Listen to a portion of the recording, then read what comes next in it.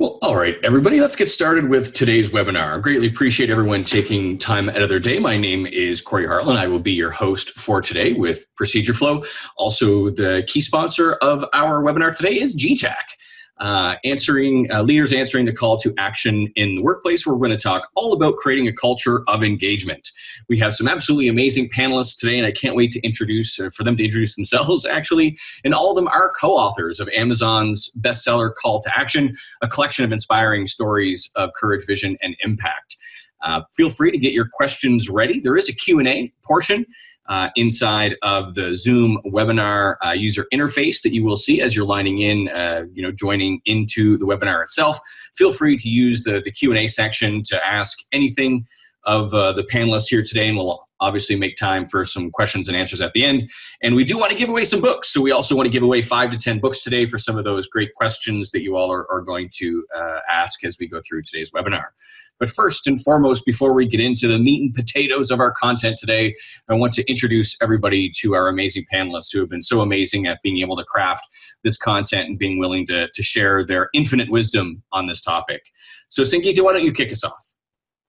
Sure. Thanks for starting it off, Corey. So my name is Sangeeta Bhatnagar, and I chair GTAC, but what I do for my profession is I'm a human behavior facilitator.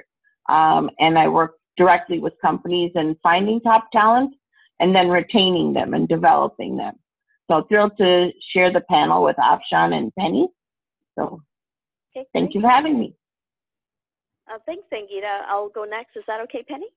Yeah, go ahead. Okay, great.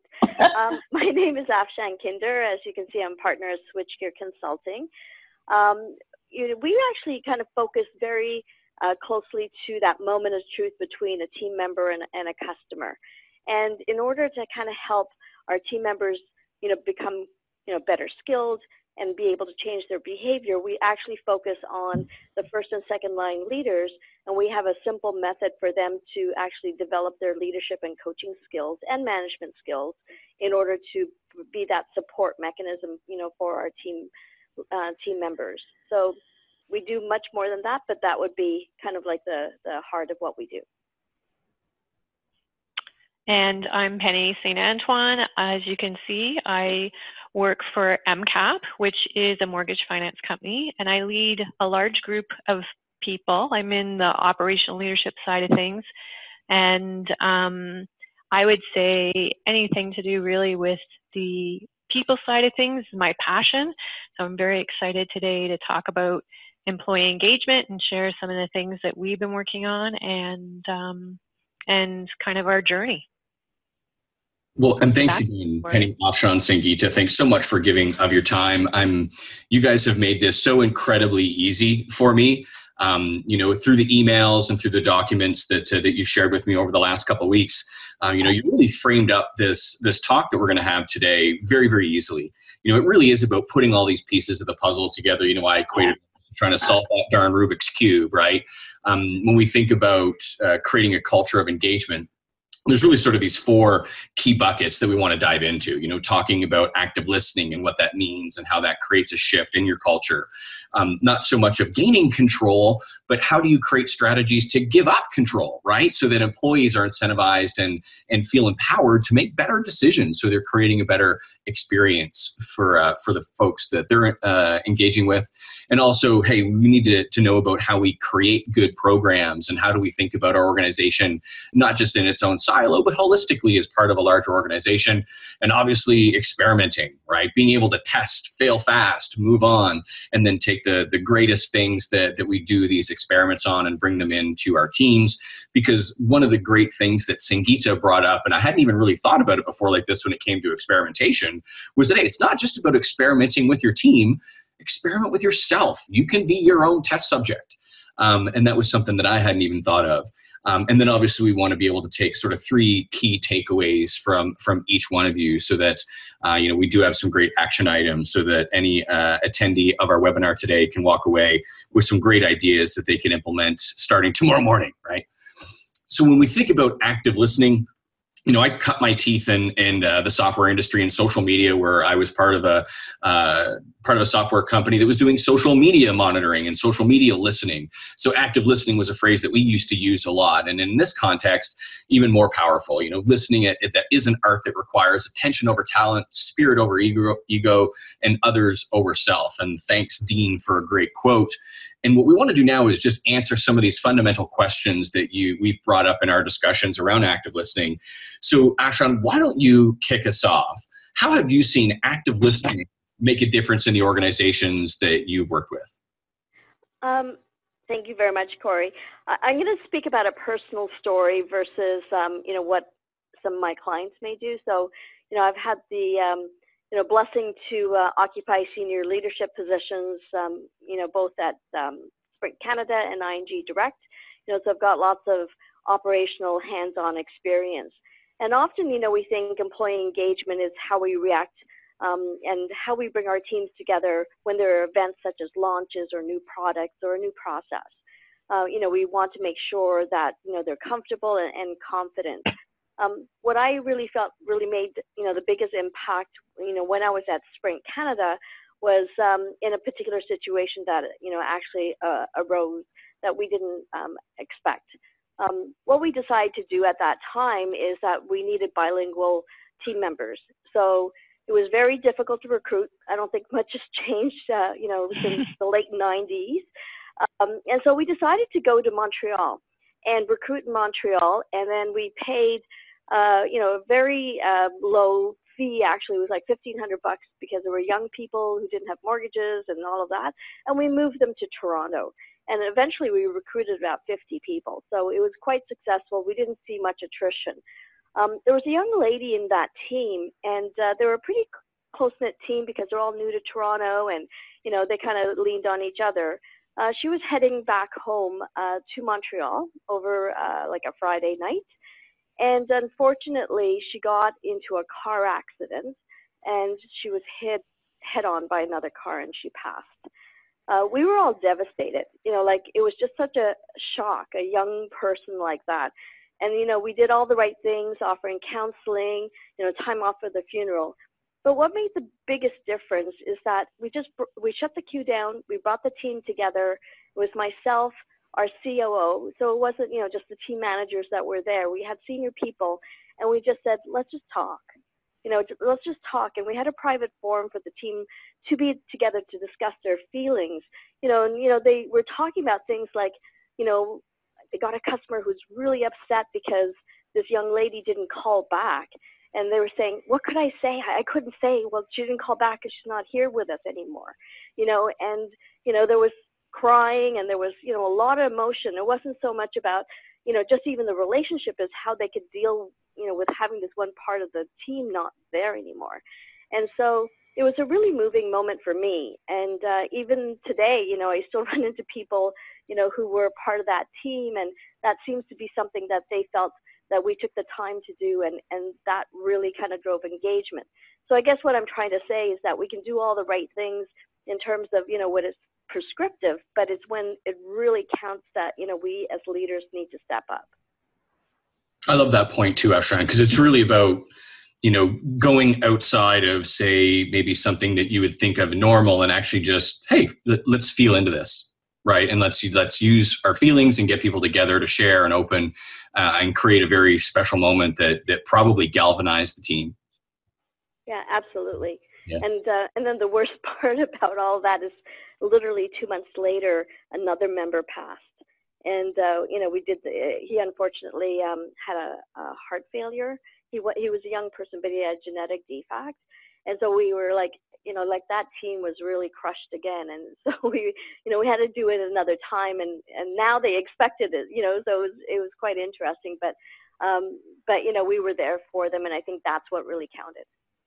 Well, it really does talk about sort of bringing that human side of culture to the forefront. Yeah. Very neat. Very neat. Penny, this next question is for you. Why do you think it's so important for people to feel like they're being heard? I think Afshan's example was exactly what it's all about. It's genuinely listening to people.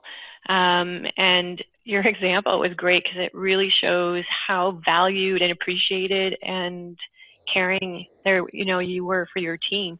I think one of the things as leaders we do is when we are listening to people, often we're trying to figure out how we're going to answer them.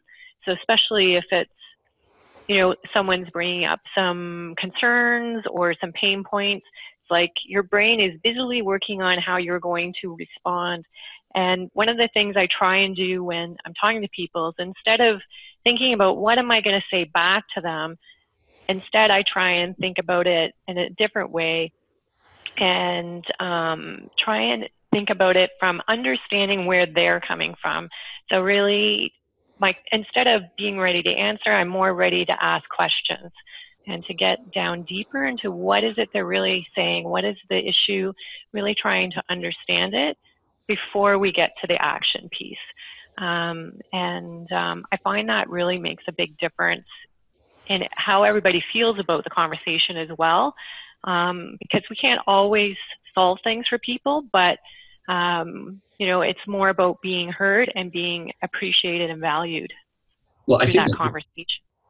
Very, very good points, Penny. And I think that really plays into it's almost like a two-part question we have for you is, once you do make people feel like they're being heard, then how do we extend that to others so that we're building a culture where people feel like they're being heard and valued?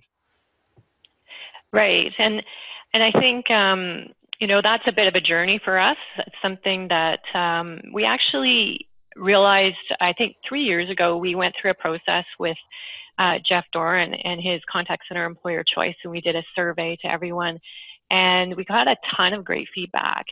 But one of the things we really learned from that is there were some pieces that we were hearing them, but we weren't really doing anything about it.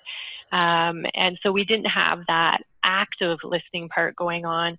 And so we started on this journey of moving away from us telling them stuff, so that kind of top-down style, to more of a collaborative culture where they're more involved in the decision-making.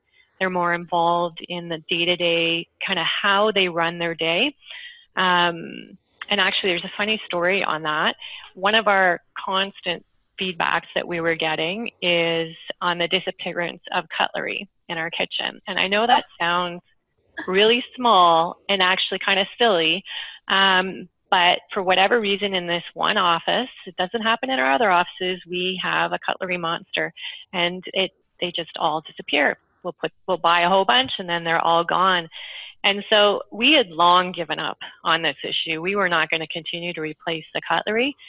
So in the spirit of collaboration and trying to get everybody involved in the solution, we asked them, what would you do to solve this? And they came back with a super creative idea to get an MCAP branded spork. And it's a combo spoon, fork, knife. And now everyone has this combo tool in their drawer, so whenever they need it, they've got their own spoon or fork or whatever. So everybody loved that solution. We would have never come up with that idea in a million years, even though sporks still apparently do go missing. It was kind of a neat way for us to realize that, we don't have all the solutions to everything. And if we would just work with people and ask them their opinions on some of the challenges we're facing, I think we'd be surprised at what people come up with. Hey, sporks, they're not just for NASA. That's great. It's such a neat story, Penny.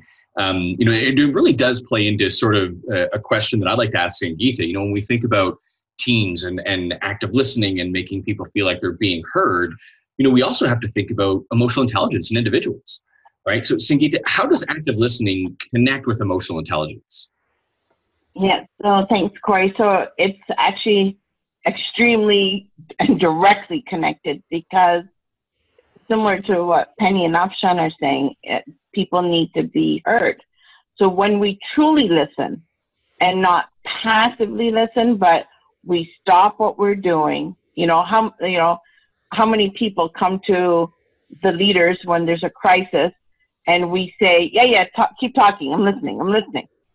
So when we stop what we're doing and we truly look at them and listen, we show them esteem, respect, value, and like Penny said, stop enough to really hear and listen to what they're saying instead of thinking of a response. That's good, because that's the only way we can have empathy for the person and understand the situation. It's like we use these words when we're training frontline. Oh, have empathy, have active listening.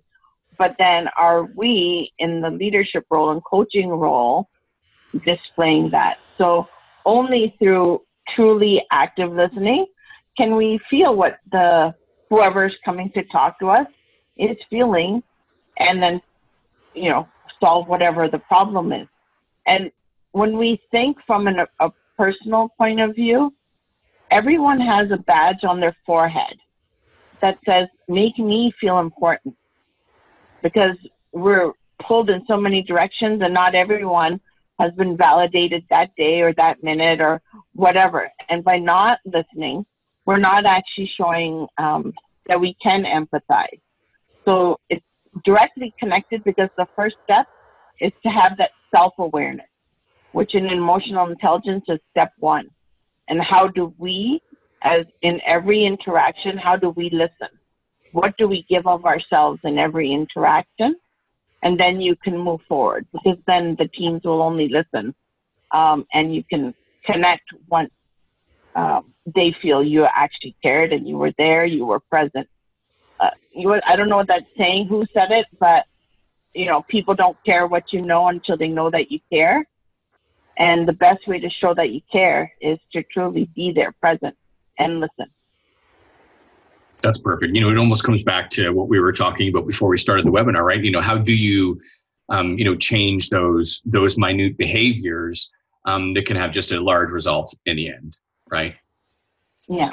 That's perfect. Thank you so much, Sangeeta. So any other points around active listening that we would like to cover before we get into the next hot topic of control?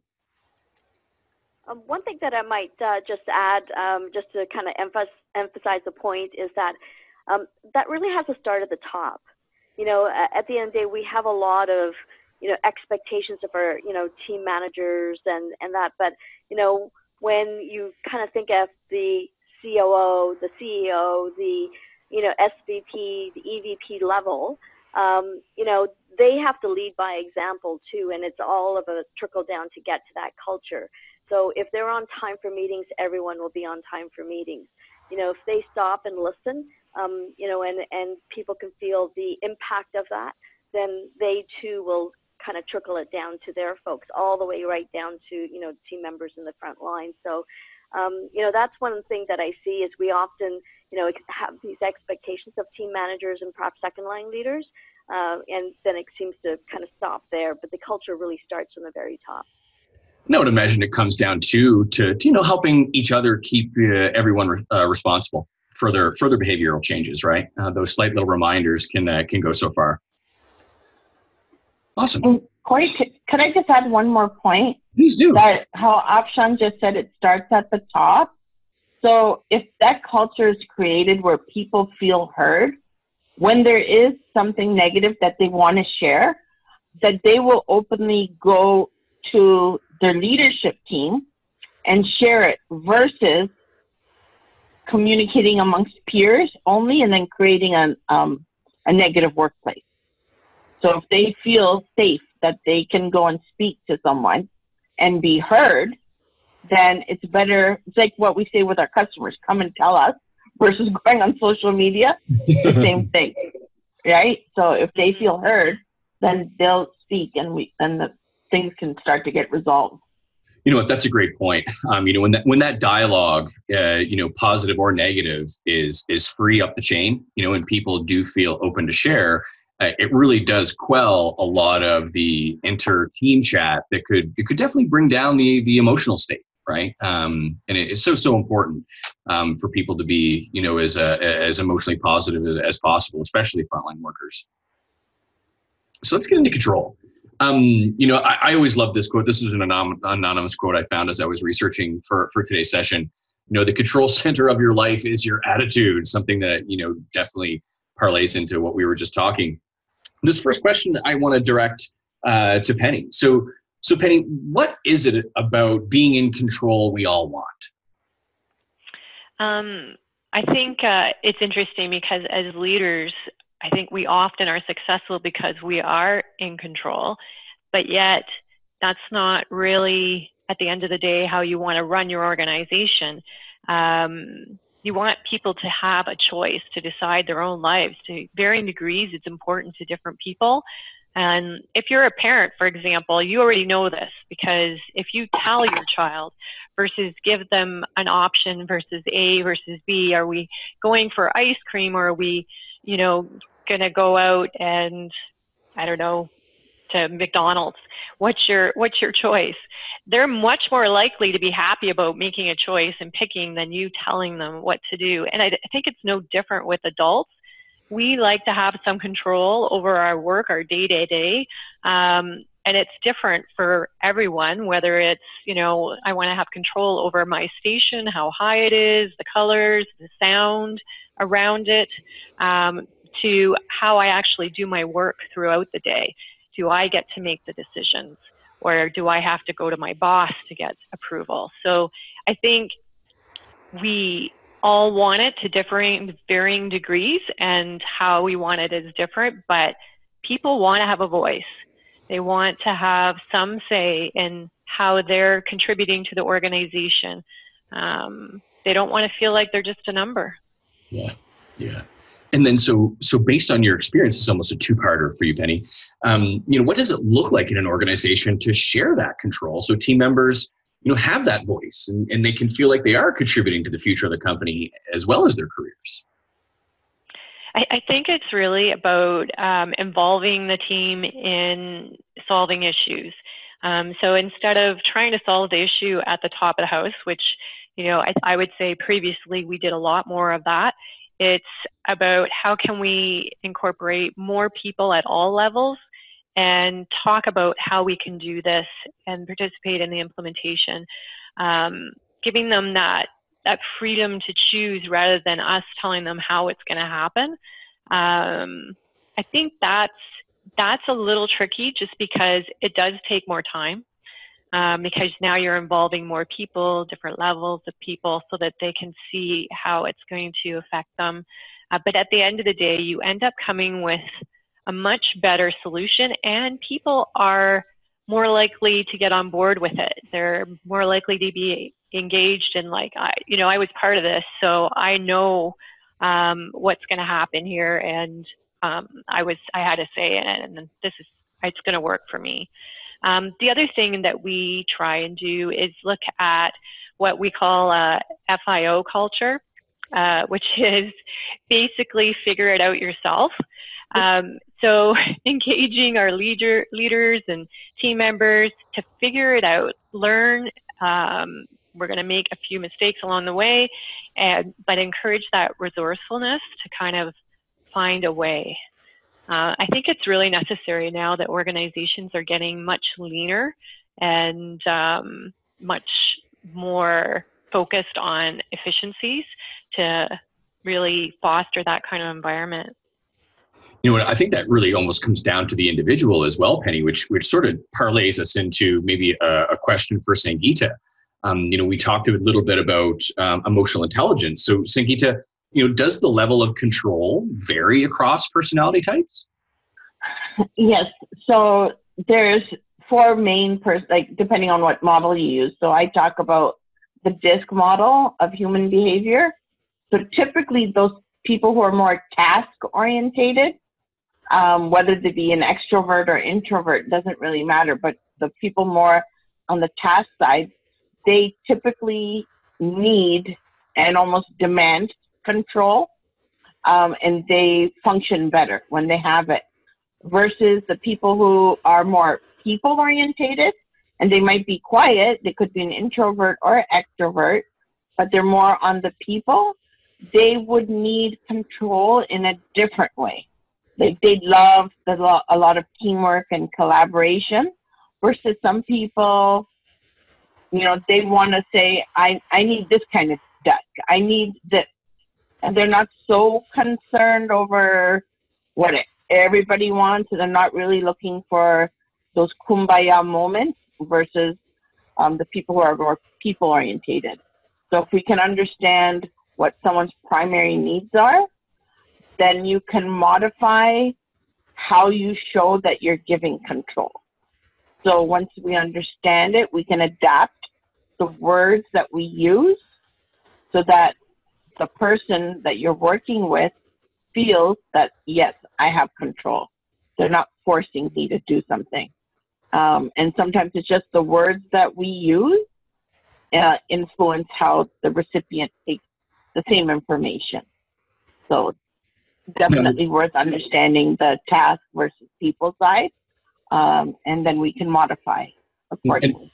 And I would imagine all of our panel today would see that, you know, that those personality types really do play into team dynamics. And then how do all of these topics not just play individually and organizationally, but then also based on a team, and how do those personalities mix to form a cohesive team? Exactly. Yeah. And anything else on the topic of control that we would like to talk about? I know, Afshan, we didn't really have a question for you in this one. Anything that you'd like to add to the conversation? Sure, absolutely. Thank you. One of the things that, you know, we have, like I felt that was really important in my organizations is to have predictable times to gather that feedback and have a closed loop in terms of what we did with that feedback. So it kind of bleeds a little bit into, you know, program creation, but I think it's really important that not only do we have town hall meetings or road shows, and everybody has that, but, you know, one of the things I used to say is that, you know, it's like renovating a house. We can't do everything all at the same time. Sometimes we have to fix the leak, the leaky roof or the leaky basement before we start, you know, just redesigning, you know, and refreshing, say, a powder room. You know, so, you know, I said, what are the top 3 things that are really important to you? And then we would work on them for a quarter, and we'd keep it very visible in the center. So, you know, sure, you can have it electronically, and, you know, some people go, some people don't, but having it up on a board you know, in the lunchroom to say, you know, these are the top 3 things we're going to work on based on your feedback and the status of those, and then, you know, supporting that electronically, you know, really made the difference. So it was really them feeling that their voice went somewhere is another really important part of it. I think that's a great point. I think it's easy for, as leaders, to say you have control. It's another thing to be able to demonstrate that that your frontline team does have that control, right? Yeah. Exactly. Well, you know, this really does dovetail really nicely into program creation. Love this quote from John. The best program in the world is worthless without the will to execute it properly, consistency, and with intensity. In my over decade experience in the software industry, I've seen it firsthand where, you know, you implement something for a customer, but if there isn't, you know, appropriately aligned leadership on either side, no matter how great the program, the enablement just might not be as successful as it could be. So this is more of an open question. I'd like all of your feedback on this, really. You know, when we think about program creation, you know, what are some of the core or those basic components that you always include in a program? So Sangeeta, maybe we'll start with you. So mine might sound a little weird. So I personally think employee engagement should not be, oh, we have this launch, oh, we have this program. It should be a way of life. And it should be really common sense that if we foster a culture where based on kindness, generosity, respect for your time. And so when I say generosity, I mean be generous with what you give to your team. And it starts with what we started with the active listening. And when we give of ourselves, we give compassion. And so we're not starting, you know, oh, do this, and feed the lunch. Oh, we have engagement. So what I wanted to add in is it should be really how we treat people every day, and with the simple behaviors to create that engaged culture. Great, thank you very much. Afshan, what would you have to say around some of the basic components of some of the programs that you enjoy working on? Well, I totally support Sangeeta, you know, because You know, it goes back to some of the things we already talked about. It is a cultural thing. You know, engagement doesn't happen, you know, through a program that has a series of steps and, you know, we implement it and we, you know, tick it off our list saying, you know, we did that. It's really about how we treat people on a day-to-day basis. You know, one of the things that is a little bit of my pet peeve, when you come in the morning, do you go around and talk to everyone and say good morning and hello, and not only to your own team, but to other teams and other people you may not know. And, you know, because that's very important that you make that eye contact. And, you know, I think, Penny, you know, you gave that example of, you know, if you're at your workstation, you're typing an email and somebody comes to talk to you, do you stop what you're doing and look up and make eye contact and ask them questions versus you know, many people just keep on typing and then kind of peripherally listen. So besides that, I think it's also important from a program perspective, you know, to ensure that people are feeling like they are learning all the time and growing all the time. And, you know, one of the challenges that we have, you know, in call centers is that it's a pyramid. You know, there are only so many kind of positions that are, you know, in the leadership team, and not everybody can get them. So, you know, employee retention is you know, a big topic. It always has been. And so one of the things is setting expectations, you know, to get people engaged. And that is, I may not be able to give you a career, but I can give you a really good education. And I can promise that. And so that's one of the things that we try to do, is to be able to, you know, like we did the usual stuff, job rotation, career development plans, and stuff like that. But, you know, what about the people who are less ambitious, the people who don't want, you know, they're there, but, you know, they may not want to be a team manager because they have some misconceptions as to what the team manager does. So what we did is, you know, we would help those individuals as well. So lunch and learns in terms of mindfulness or handling stress or how to manage personal finances. I think we even had one on gardening, you know, when it was springtime. So, you know, it's those types of things where you kind of think about all the various segments of employees that you have and team members that you have versus thinking that everybody wants to be promoted, because not everybody does. And I think, you know, that's part of the whole engagement thing, that you're listening to different sets of needs for, you know, within your organization. It's a great point. Great point. And Penny, over to you to finish off the thoughts around core components of a program that you enjoy working on. I think it kind of goes back to, you know, what both you guys were saying, but when we're looking at programs, it's not just about us ourselves. I think you guys kind of touched on that, but it's about things that people actually care about. And so we have a social committee, for example, that plans a lot of fun events. We try and make sure it covers a lot of different things. But what it's also morphed into is community involvement and community support.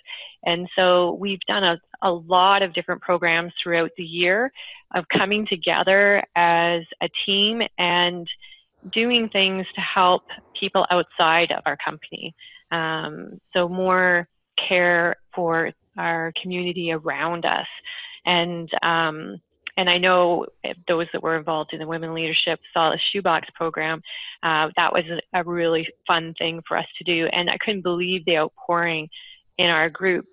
But we've done other things like clothing drives for shelters and, you know, habitat build days. But I think the basic components of any program that we're going to do is that there has to be a purpose that people can rally around, that people actually care about, whether it's an employee engagement program that you're trying to work on something specific that's been identified and that people are really passionate about, or whether it's social or community-based, and including people from all levels and all diversity.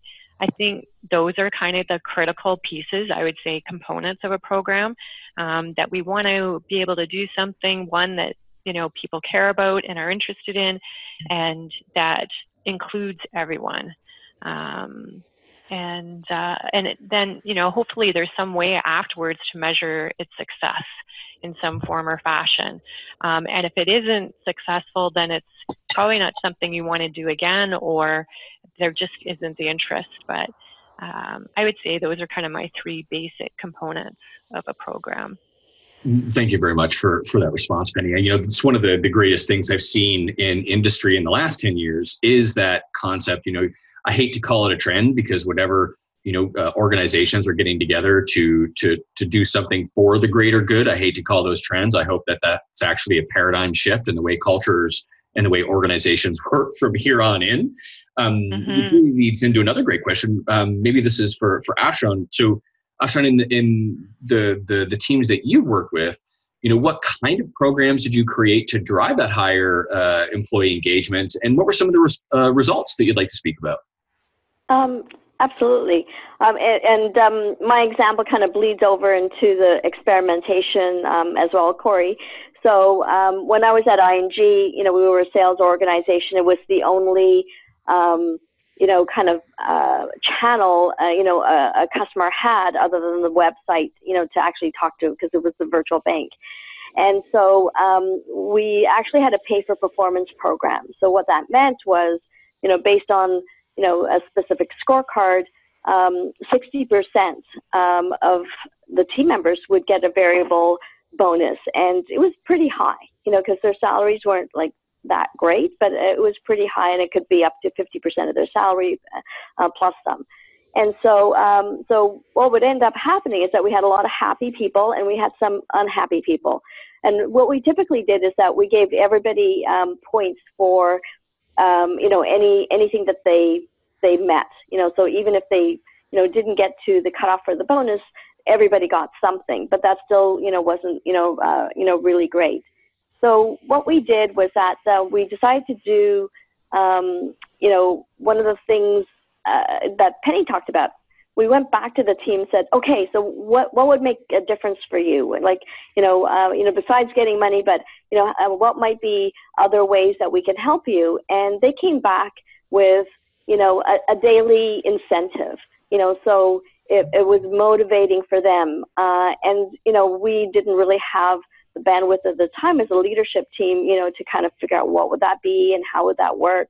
And so we created what we call the giveaway gang. And the funny thing, it was actually a part-time person. It was one person, but we called him or her the giveaway gang. We rotated, and they would come up and they talk to everyone in the center, and they'd come up with, something, that would really make a difference. And it wasn't like big prizes, because it was really the action and the act of, so whether it's a $5,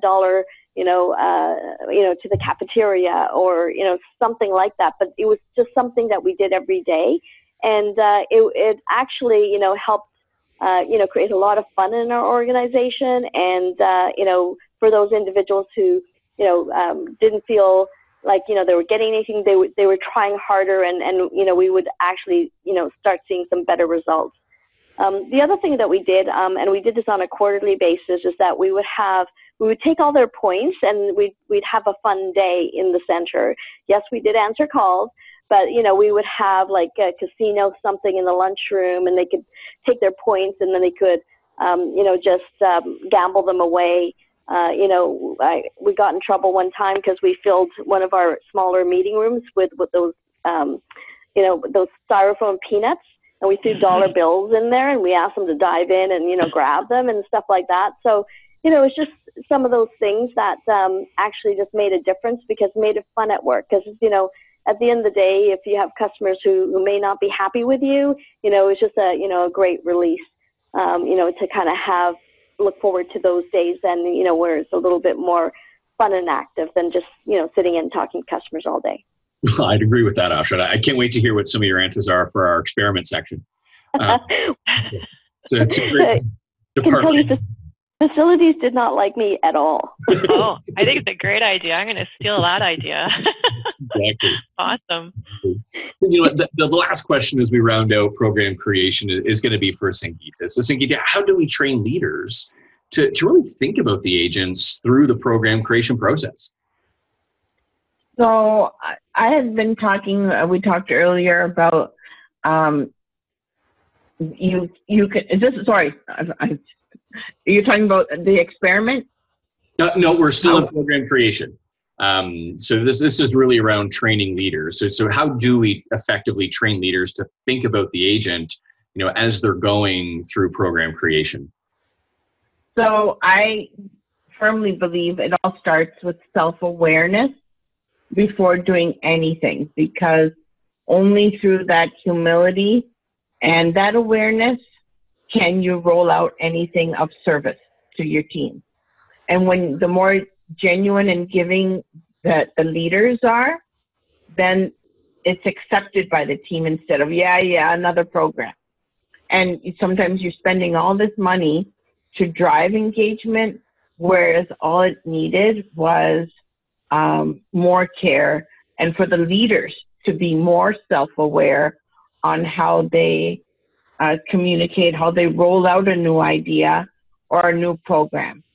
So again, being kind, generous, the basics that I really believe in, that helps out extend any program. What I think so often when, a lot of the programs that I've worked on and a lot of the teams and organizations I've worked with in the last 5 years, it's really been focused around, the customer experience, one of those great buzzwords that, goes around so often, and in the care and the contact center space, I see it so often. And it's one of those things where I think if we did not just think about the employee experience, but then think about how those changes to the customer experience affect the employee experience, right? So we empower them to deliver on that promise the brand makes to its customer, I think would be well further ahead. Great. So when we think about experimentation, I love this quote from James Adams, no wise man tries every day what he has proved wrong the day before. One of my favorite lines was always, test, measure, fail fast, right? So that we can figure out what works and move on and be more successful as a team and an organization. So Afshan, when it comes to experimentation, why don't you tell us about some more experiments that you have tried, and what have some of the results been with your teams? For sure. Well, just to tag on to that last one, another thing that we did was we played Family Feud with the whole call center. So we had me and some of my directors and managers. What we would do is that we had everyone in the center kind of dress up as a fun day, and then we would play Family Feud against every team. And the funny part about it is that I got so wrapped up in the competitive side that my team had to pull me aside and say, you got to let them win. Would you stop winning? You got to let your team members win. They go, oh yeah, I forgot, sorry. But it's that kind of we try to do as much to kind of be closer to team members instead of being in a meeting room and sitting at in our offices and that kind of thing. The other experimentation that for true experimentation we did was with that pay for performance program. That was a lot of experimentation to get it right. Was it 60-40? And we would measure it against our attrition rates, because at the end of the day, if you don't have kind of those hygiene factors like pay people well, you don't have to be the highest, pay the highest salary. You just have to give them enough money that they can live in the city, like a Toronto city where everything is quite expensive. And so, as we kind of fiddled around with the 60-40 and the points, and we would kind of run it in such a way that if we made a change, we would forecast what that change would do to every single team member. And so we would give them like 2 months notice to say, we're making this change. This is how it's going to kind of impact you. And you might make less money, but we're going to show you how you can get back to where you are and even exceed, where you are. So by, when you have incentive programs and you start changing the parameters of them and it really negatively impacts people, you've got to give them a way of actually, making up the difference and having a plan and having a path. And what's really, really important is that the leadership meets their commitment and keeps their promises, to coach, to be able to support them. So, because we did that, we originally had, I'll be transparent to say when I first got there, we had a fairly high attrition rate because we were paying them pretty well minimum wage, if you can believe it, at a big bank. So we did up the salary a little bit, So it was a decent salary. We worked on the incentive pay for performance program, and then, that hygiene factor, was in place. And so that really kind of helped curb some of the attrition. We provided the coaching, we provided fun, and then it really, made a big difference overall.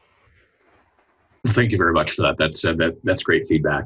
And when I think about the new, fast social, mobile, digital environment that we all live in, there does come a little bit of risk with experimentation. So this next question is for Penny. So Penny, how have you coached and how have you worked with teams through that process of experimentation, without overexposing risk to the brand and business?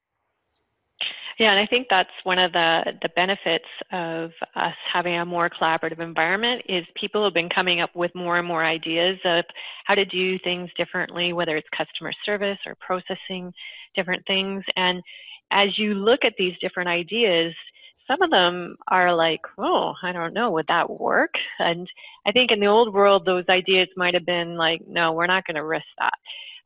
But when we're being more collaborative, we want to encourage people to try and learn. We're willing to try a little experiments. And so we've done a number of experiments that have gone really well over the last few years, whether it's, something around fee collection or texting or the way we collect, and they seem small, and what we've done to kind of mitigate any risk to our brand or business is start off really small and just do a few, or just keep it like to even just a smaller amounts. And we kind of try it out, see what happens. And then, you work out the kinks, and then as you go, kind of expand it out. And that's worked really well for us. Instead of trying just to go big bang, just try it small, do a few people or a small amount of money, and then see what happens. And that concept works really well for us. We did try one earlier this year that was the opposite. It didn't work as well. And, I think we were really fortunate because we had set up meetings along the way to kind of let's review how it's going every month. Let's get some feedback and see what we're finding. And within 3 months, we were like, okay, this isn't working. And then we kind of sat down and talked about what do we learn from this? And, it was good. But most of the time, I'd say these little experiments that we do work out, and then we do go much bigger bang. But I think the one thing we learned from all of these is to kind of test, get some feedback, tweak and adjust, kind of assume there's going to be some problems so that we can work in the plan that we're going to have to do some adjusting. And we learn as we go, and it's as a group that we're doing it. It's not in isolation. So it's been kind of fun that way to do some of those little experiments when it comes to our customers, because these are the ideas that are coming right from the team members. And I think that's a great point too, Penny, is to start small. My line about fail fast, right? I think the key to failing fast is measurement. Being able to ensure that those small little experiments are testable. You can measure some effects, and that way you have a really, really good idea if it worked or not, so that you can figure out if you want to scale it up or move on to the next great idea. Right. Very true. You've got to have some way to measure your success. I agree. You know what? I loved this next question as we were discussing it at some of our planning calls, and it's going to be over to you, Sangita. When I think about making yourself your own experiment, how can you be your own experiment, and how can you push yourself to be a better leader? Okay, so this is fun. So I do it for myself, but I do it with my clients. So the best part is create your base, write down your strengths as a leader and what you bring, but also at the same time, be aware enough to identify opportunities where you can improve and increase your own engagement. So if we look at those different areas, just humbly and say, okay, I need to work on this, this, and this. So if we can commit to one, which would be, if we take it back to our first point, the active listening, and just make a commitment that at every point, no matter who comes, we just stop and we be fully present and engage with them. and increase our own engagement with every interaction that we have with them, watch what happens. And we didn't spend $1. So there's some really cool phrases, and some of my clients said it worked beautifully. They knew it, but they weren't using them. So even just using statements like when the person's talking to you, you could just say, "You seem like whatever, whatever," or "It sounds to me like whatever, whatever they're saying. Let me see if I understand this correctly." So they know that you stopped, your head was out of your work, and you totally got them. And so I think Penny said it earlier, you weren't listening to come up with a response. You're really seeking to understand them. And so if we go humbly and say there's a big difference between listening and hearing, and we put that upon ourselves, we will be more engaged with each interaction.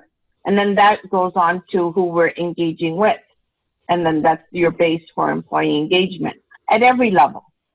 So it all comes to how we treat people, but it's with ourselves. And I'm very guilty of talking to someone, and I'm aware, because I'm a task person, that sometimes I'll go, yeah, it's good, and I'll respond to something. But I have to stop that and be 100% present. But that only happens through awareness and accepting that that's an area we have to improve on. So we push ourselves to get a little uncomfortable and do what doesn't come by like our instinct. You know what, that was one of the really cool things I really enjoyed about our conversation. Well, every conversation I enjoy with you, Sangeeta, but with Penny and Afshan, some of the conversations we've had over the last couple of weeks was that whole concept of active listening. Making small behavioral changes to be a better listener costs nothing and can have a dramatic effect on the culture you create for the people around you. I love that. Well, you know what? We are going to move on into some takeaways. But Penny, before you take us through your top 3 takeaways that you would like our attendees to walk away, we just want to remind the attendees, please ask your questions. There is a Q&A and chat window inside of Zoom. Feel free to send your questions our way. And as we get through our top 3 takeaways for each one of our amazing panelists today, we want to get through as many questions as possible. So feel free to send them over. Over to you, Penny. Let's take us through your 3 key takeaways from today. I think the first one is back to that control, moving from more control and command type environment to a more collaborative environment. And one of the things when we found when we were moving that way is things do take more time. And I will admit, as people who know me, I do tend to get impatient. I like to kind of move very quickly. So that was, for me, something I had to learn to kind of be willing to slow down in order to get a better solution or get more engagement, more feedback, is giving up some of that control and being more collaborative. But it ends up being a speed thing, and it takes a little longer. So you kind of have to know that going in and be a bit more patient. So that's my personal learning. Employee engagement, it's definitely a journey. I would say we're learning as we go through this every year. We're getting more feedback. We're learning how to do things better. And it's not a one and done project. It's going to continue on. And then last but not least, I think not everything is going to be something where you can engage everyone. Sometimes you have to go fast, and you have to kind of make that clear up front that, we'd like to have involved people, but sometimes in the business, you just have to do things. But if you can do it slower and you can involve more, it helps build that culture of trust and, that collaborative environment where people feel they have more at stake, more value to add. So it's just, you got to kind of decide up front when you're doing things and be clear and let people know. Well, Penny, thank you so much for being able to take your time to spend with us today. I know I greatly appreciated it. Afshan, why don't you take us through some of your key takeaways? Thanks, Corey.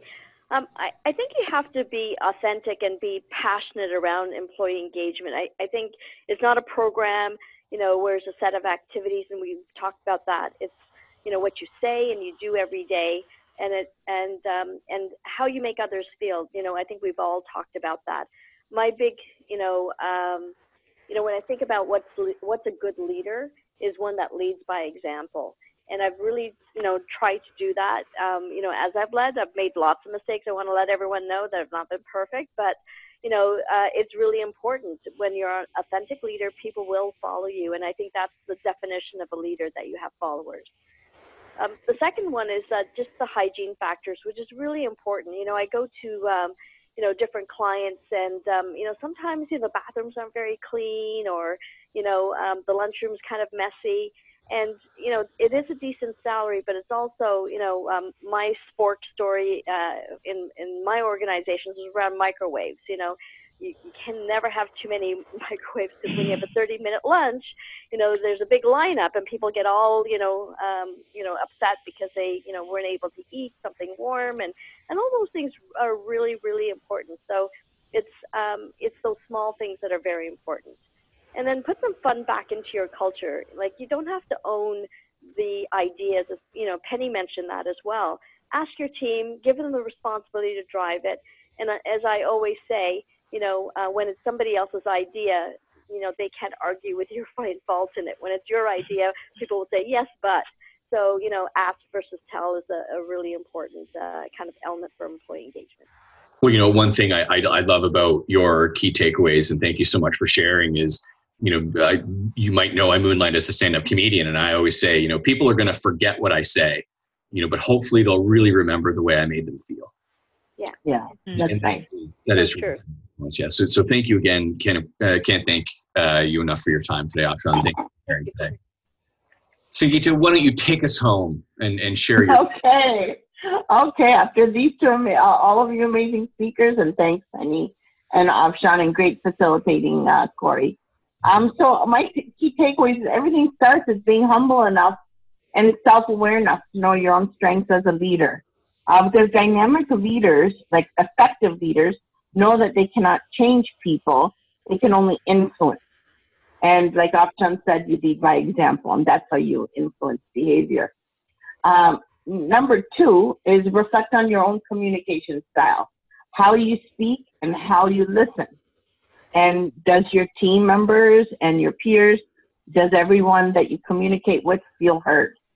It's so critical. And the final point is to understand that your role as a leader, your role in employee engagement is to support your team.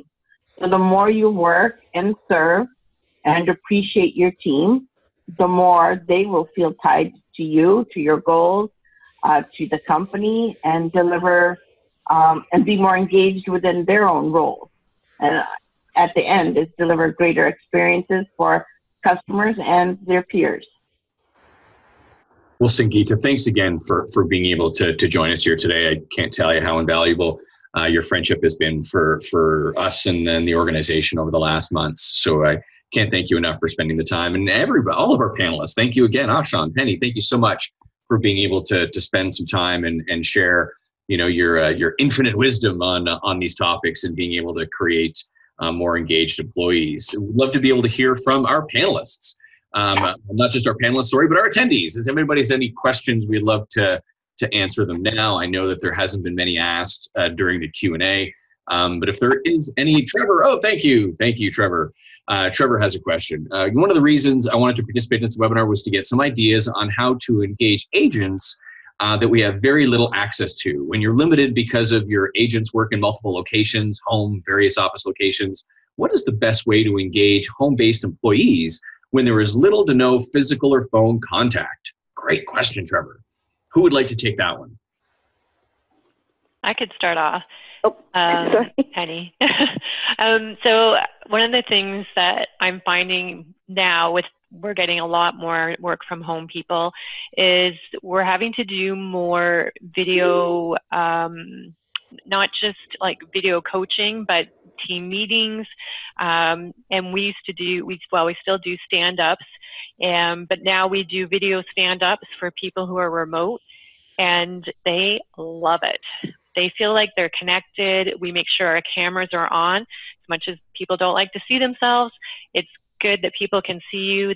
They'll ask questions just like we're doing here through chats, and it really works much better. Yeah, so really taking any of those opportunities we can to use technology to bring us a little bit closer together. Right? Exactly. If I could just top up on that, Corey. Sure. So I'll take it kind of on a one-on-one basis. When we think about when we meet people face to face and we see them every day, we have a smile, and they're not forgotten. And the challenge with people who are remote, whether they work from home or they're at another site, sometimes they're just forgotten. How many times have you been on a conference call and go, oh yeah, we were supposed to bring that person in, and like that happens all the time, or at least with me. And so I think, part of it is remembering that they're part of your team, and perhaps reaching out to them, at a frequency. And I know this sounds kind of lame a little bit, but I actually used to put it in my calendar to walk around, to call people, because otherwise you'd be back to back in meetings, and you do all the things that leaders are supposed to do, but you actually have to block time out to remember the small things about people. So if I call Sangeeta, I'm going to ask her how she's doing with her sister, or if she went on a little trip or whatever, and just having that like personal moment is really important. And sometimes when we call people at home or another site, it's always business, and we may chit chat. How are you doing today? Great. Okay, great. And then we go into something. So I think part of it is making them feel inclusive, and I love what Penny said, and that's a great way. But also in a one-on-one moment, making it inclusive too. Mm-hmm. That's a great. And Trevor appreciated that. He said that's a great suggestion of being able to block time in his calendar to make it a priority. I think, some of the games that we talked about, we talked about experimentation, and we were talking about, sort of that program creation and testing and failing fast. I would imagine too, with remote workers and agents that work from home, there could be a way to take some games and turn them into online engagements, right? I know in the office, we do want to focus and make the priority for that face-to-face interaction, but there could be some different games that we could play with each other online, that might not be time dependent, where there could be some rewards given for some sort of a game that we play as a team offline, online, because we lack that face to face. Could be another way of being able to create some fun engagement, and then have a reward system to keep people engaged. And Corey, can I just add one point too? For the remote agent, when it's very important to minimize their frustration, in the sense if they had a question and they used a chat function with their team leader, it's as if the agent's right beside them in a in-house center. So the response needs to be quick so that they're not left hanging on the phone with the customer because they need a real-time help. So just as they would if they're in a center, the support needs to be there so they're not frustrated and feeling left alone and they don't know how to solve the problem while they're on the call with the customer. That's a great point. Being attentive, so key, especially when you don't have that face-to-face engagement, and being able to make people feel they're heard. Trevor, thanks for your time. I know you have to leave. Trevor, you get a book, sir. So we will be sending a book in the mail to you shortly. Greatly appreciate the panel for taking the time out of their busy lives and being able to participate in today's webinar. Thanks to the attendees. We are going to be following up. I'm going to take our deck that we used today, take each question, make them their own slide, and bullet point some of the responses so that everybody has a valuable document that they could take away with them. And we're even hoping in the next couple of weeks to take all the amazing insights that were shared today and turn it into an ebook. Everybody, thanks again for taking the time to join us here this afternoon. And Penny, Sangeeta, Afshan, thanks again for all your time and your help in being able to bring together this valuable webinar for our team at Procedure Flow. Everybody have a lovely Thursday afternoon. And if you're in Canada like I am, enjoy your soon-to-be long weekend. Happy May. Thank you. Sorry. Thanks, everyone. Bye. Bye-bye. Have a great day.